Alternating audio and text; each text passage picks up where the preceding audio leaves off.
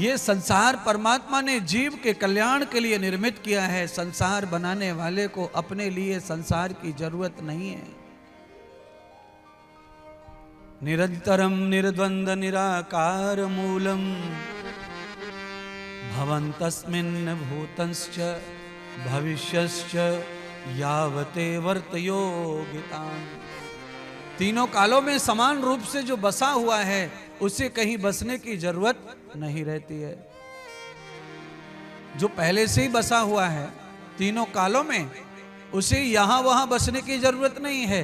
और उसे किसी के द्वारा निर्मित मंदिर में भी बैठने की जरूरत नहीं है।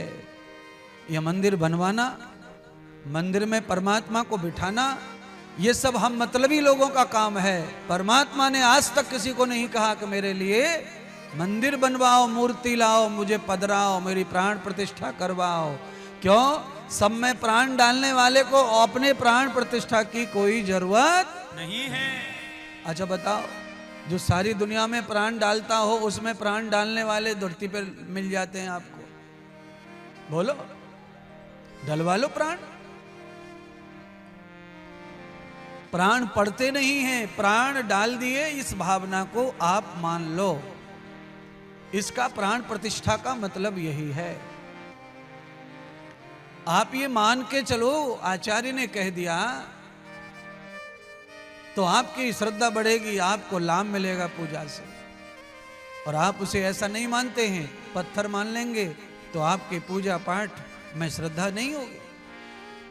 इसीलिए नस प्राणम प्राणस्य भूताम,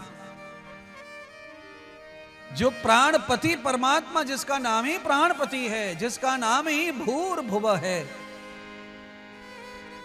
यह प्राण तो नमिषतो महित्वैकैद्रा जा जगतो बभूवः, वेद का मंत्र कह रहा है कि वो प्राणपति परमात्मा, उसमें किसी को भी प्राण डालने की जरूरत नहीं है और किसी में ताकत नहीं है कि जो भगवान में प्राण डाल दे।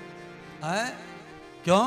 क्योंकि परमात्मा में प्राण होते नहीं है, वो तो प्राणपति है।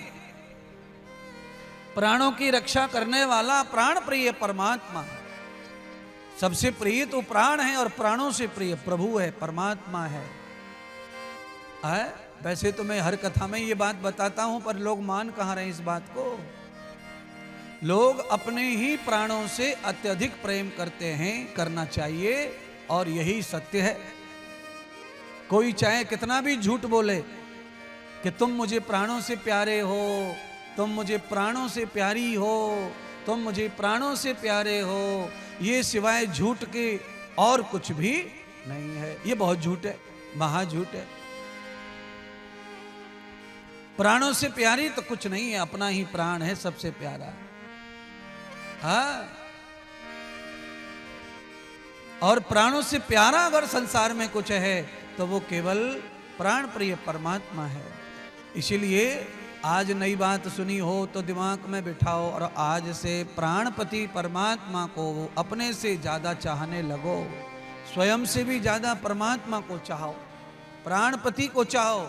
अगर प्राणपति प्रसन्न है तुम्हारे प्रेम से तो तुम्हारे प्राण सुरक्षित रहेंगे, तुम्हारे प्राणों को संकट नहीं आएगा, तुम्हारे प्राण सुरक्षित है। अगर प्राणपति तुमसे प्रसन्न नहीं है तो प्राण तुम्हारे हर समय संकट में है।